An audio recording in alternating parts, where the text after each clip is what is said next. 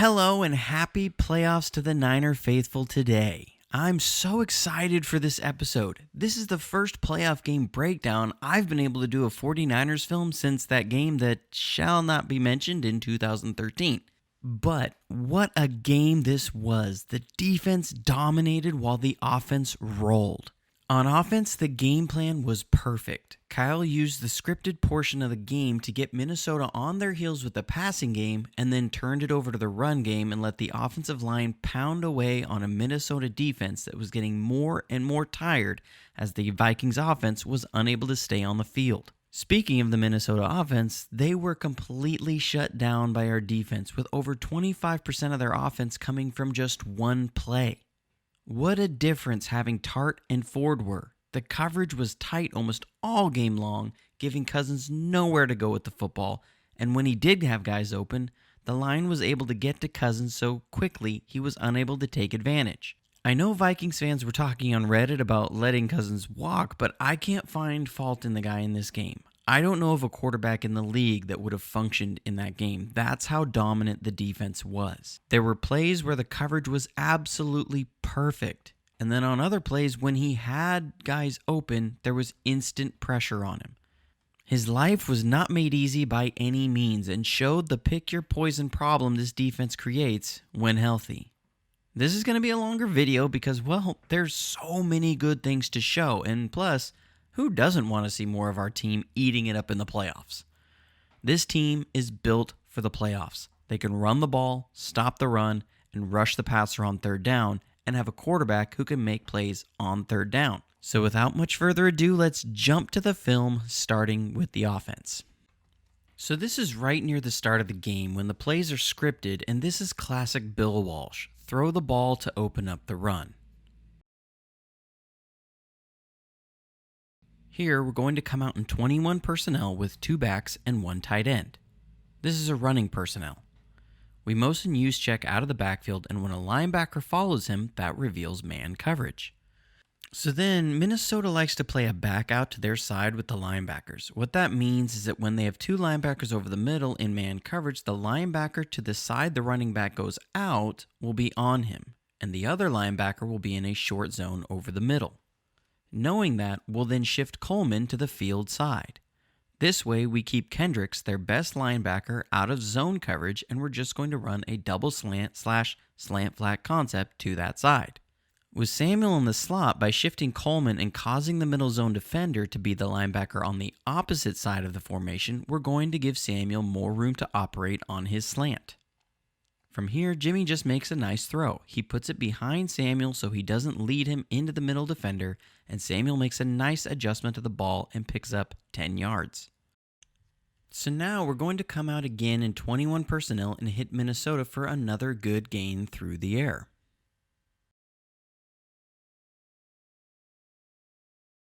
If you saw my preview video, I love what happens here. One thing I talked about is how I thought Kyle was going to use a Yankee concept against Minnesota. Well, he fooled me, and it appears he assumed Mike Zimmer would expect that as well. Here, we're going to run a variation on a Yankee concept, where the Yankee is a deep post and a deep crosser off play action. We're going to run a post corner and then deep crosser off play action. Minnesota, just getting burned in man coverage, goes with zone this time. The run fake pulls up the underneath defenders, and when Jimmy turns around, he'll see the backside hook curl defender, Barr, hasn't dropped back into his zone.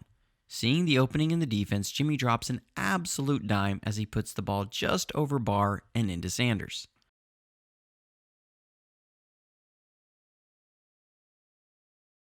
So then we're going to run another variation on one of our plays to set us up near the goal line.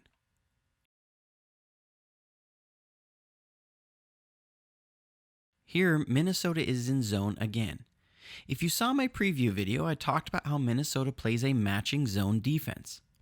I highlighted that on a play where Harrison Smith matched a vertical route. So here, we're going to run a fake wide receiver screen to the top with Deebo Samuel. So if Harrison Smith here has to match anything vertical, when these players release vertical, he still has to respect the vertical route, and so that puts Kendricks responsible for the receiver coming out to the flat. This is all meant to open up a hole where Kendricks would be as the hook curl, as we're just going to run Kittle on an in route. The vertical release by Kittle forces Smith to match, while Kendricks now has to take Debo, and you see the hole it opens up in the defense. Want to know why Kyle Shanahan gets so much love as a play caller and play designer? Because of plays like this, where he understands the nuances of the defense and how to attack it.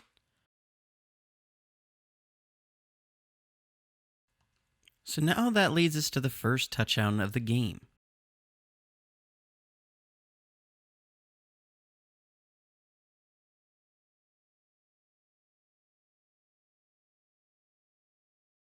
We come out in 11 personnel with one back and one tight end and use a bunch formation to the top.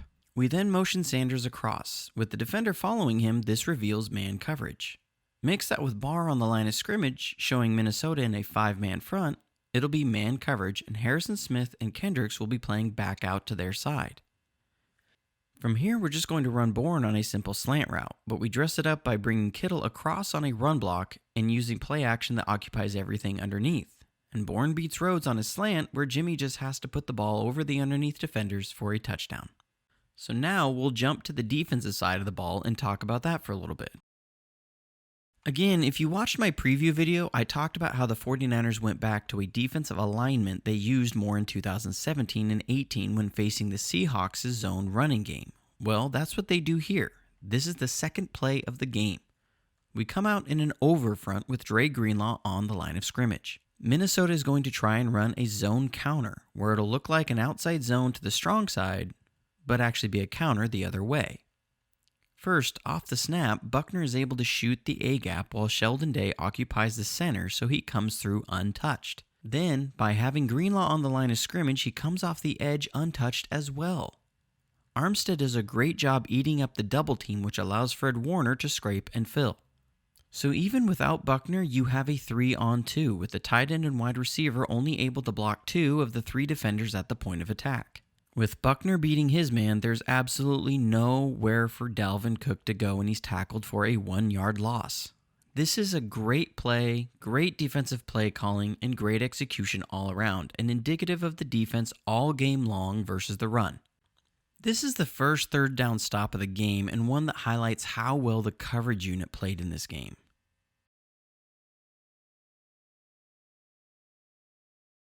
We're mostly a zone team, but we switched up our tendency in this game and came with more man coverage than I've seen most of the year. Minnesota was expecting zone, namely cover 3 on this play, as they have a flood concept dialed up. We showed single safety early pre-snap, but will shift a little late into a cover 2 man look with press alignment and 2 deep safeties. However, post-snap, we're going to shift again into a cover 1 robber. Minnesota still has a decent chance here, as they're going to have their best receiver, Diggs, on K'Wan Williams on a hard outbreaking route away from his help. However, Williams plays this perfect by pressing Diggs enough to disrupt the timing and depth of the route, and it forces an incomplete pass. So after pinning them deep on a punt, Minnesota is going to try and take a shot, thinking our defense will be playing the run. They're going to run a variation on a double post concept here off play action. They'll run the inside wide receiver on a post, but then have Diggs run a post and go, looking to attack Sherman on the play. We're going to be in cover 6, which is cover 2 on one side and cover 4 on the other, hence 2 plus 4 is cover 6. They actually would have beat Sherman here, as he jumped on the post route and slipped. However, this is where the coverage unit was helped by the pass rush. Whereas the last play, the coverage unit played great coverage and forced the incomplete when the pass rush didn't get home, here the pass rush never lets the pass happen when the coverage gets beat. Armstead destroys the right tackle on this play. You can see Cousins was trying to look off a deep safety and then move to the post and go, but Armstead is right there to bury him for the sack. So unable to get anything going with their stretch zone plays, Minnesota is going to try and run an outside toss play. Here, they come out in 21 personnel and will put both wide receivers to one side. We're in zone, so that puts Sherman in the formation. We're a gap defense, so each player is responsible for one gap. The key on these plays is each guy has to maintain their gap responsibility, the do your job thing. With the 2 receiver alignment to the right, here's the gap responsibilities on this play. At the snap, you'll see how quickly Ford is able to recognize it and maintain his gap outside the tight end, as well as Sherman playing as the force defender. Sheldon Day then also does a great job defeating any blocks and stays in his gap. With Ford, Sherman, and Day all maintaining their lanes and not giving up the edge, it's going to force Cook into a cutback, where Bosa did a great job of running down the line, along with Greenlaw and Alexander, to stop them for no gain. So here's another example of how we played great team defense and why guys like Sherman are so high on Robert Saleh. It's another third down, and we're going to come out and show cover 3 zone by having both corners set up in a bail technique, and we'll have Jimmy Ward on Diggs inside. This is also where a guy like Ward is showing just how valuable he is to the defense. Minnesota is going to run a double post / Mills concept. The double post is good against cover 3 zone, and the Mills versus cover 2 zone and cover 4 zone. Again, because we're such a zone heavy team, that's why they dial up 2 zone beating concepts. The double post looks to put the deep middle safety in a horizontal stretch against cover 3, and the Mills looks to put the safety in a vertical stretch against cover 2 or cover 4. However, we're going to be in cover 1 man and actually use the deep safety to double Diggs and bring a 5-man pressure. At the snap, you'll see how Ward understands his help perfectly. He doesn't give up an inside release quickly, but first takes away the outside and then undercuts the route to take away the throwing lane, knowing he'll have Tart over the top. Cousins wants to go there with the ball, but it's taken away, and Sherman and K'Wan both lock down their guys. Bosa would have gotten a sack if the pass rush wasn't quite as clogged up, as he absolutely dominated the left tackle, but Cousins feels the pressure and has to check it down to his tight end, who is well covered by Emmanuel Mosley, for another stop on third down. So then we get another sack to force Minnesota to settle for a field goal instead of a touchdown. Here, we're going to show cover 2 man with 2 deep safeties and Sherman inside on Thielen, with Greenlaw outside on the running back. Minnesota is going to run a verticals concept, looking to widen the safeties and give them a mismatch with the tight end Rudolph one-on-one with Fred Warner down the middle of the field. However, post-snap, we're going to be running cover 1 robber. So when Cousins looks down the middle of the field to Rudolph, he's double covered. With nowhere else to go with the ball and the pass rush dominating, it's another sack for the 49ers. You'll also see how nice it is to have both Bosa and Ford, as we're able to put both of them on one side. With Buckner being doubled, it gives Ford's space a lot of room to operate, and he destroys the guard for a sack. So now we'll jump back to the offense again for a little bit, and here's just a nice play by Jimmy G avoiding a big negative play and converting on 3rd and long. This is a play I've seen from Kyle a few times and is a little variation on some things we do. We run this a lot against cover 3 or cover 4 zone. And what we're going to do is first run a crossing route looking to grab a safety. Then run a flat route to occupy an underneath defender. And then run another receiver on an out-in route. The idea is that you're clearing out the zones and opening up a space for the in-breaking route. Minnesota is going to be playing their matching 4 that I showed in the preview video. Their safeties have been playing well all year, and when the crossing route comes, the safety never bites. So when Jimmy looks to hit Bourne on the designed route, the safety is in position to jump it. So he wisely pulls the ball down and checks the backside and sees Debo will break open. So he first avoids the chaos in front of him, which props to Tomlinson for picking up the stunt and flattening his guy, and Jimmy delivers the ball to Debo for a first down. I wanted to highlight this play because our run game was so effective, but it wasn't like we had a ton of splash plays to show. It was just run after run for 4, 5, or 6 yards. So much of that can be attributed by a great job by both guards, Person and Tomlinson.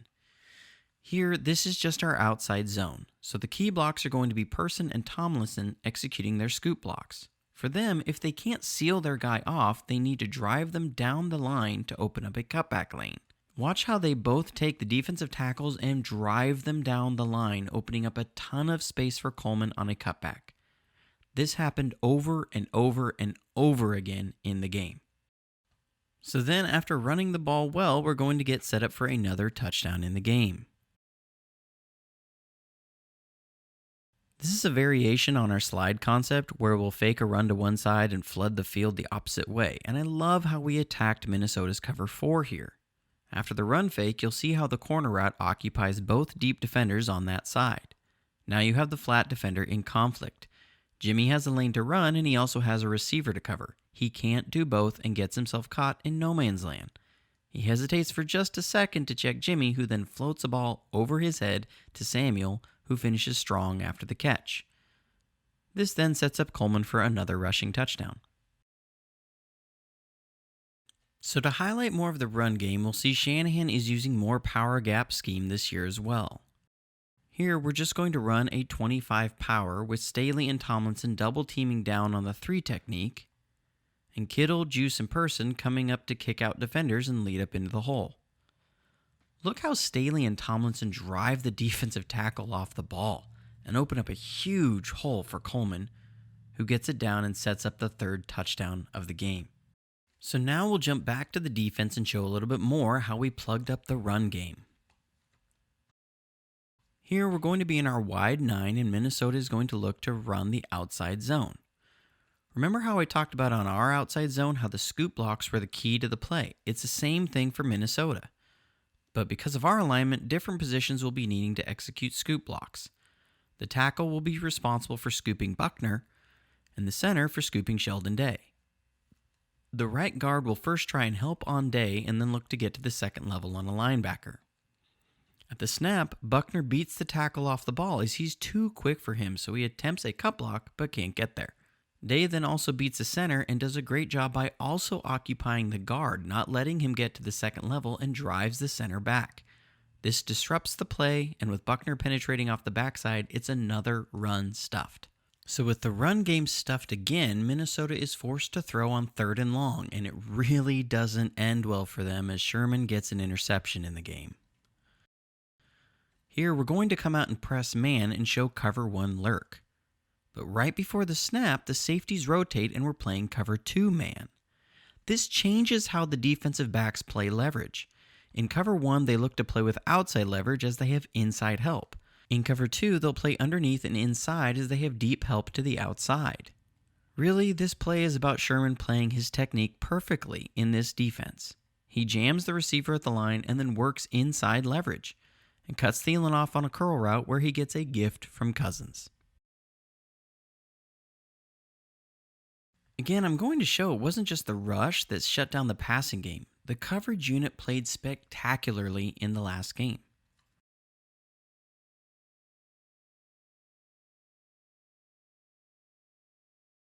On this play, Minnesota is going to come out and motion a receiver across the formation. Normally, this would reveal man coverage with Ward following him. However, this is why having Tart in the game is so valuable. In previous weeks, to keep things simple, we didn't do a lot of things to hide coverage. But here, we're going to be playing cover 3 zone, but have now shifted the coverages with the strength of the formation. Minnesota doesn't know this as they'll have a man coverage beater dialed up, a mesh concept. So as the play develops, look how we match these routes perfectly. The underneath crossers are taken away, Sherman has matched the curl over the middle, and Mosley is sitting on the corner route. Cousins has absolutely nowhere to go with the ball and tries to get it in late to Thielen, who was blanketed. So then on this play, we're going to see the mix of great coverage and great pass rush. We come out in a 2-deep safety look, and Minnesota is going to try and run a flood concept, which will work well against cover 3 zone. We're actually going to run cover 3, but it's not your normal cover 3. This is cover 3 Mabel, with the corner on the 2 receiver side in man coverage. One reason you run Mabel is that the hook curl defender on the 3 receiver side will look to match any vertical and outbreaking route. That's why you put the backside in man coverage, as the normal cover 3, they're responsible for matching crossing routes.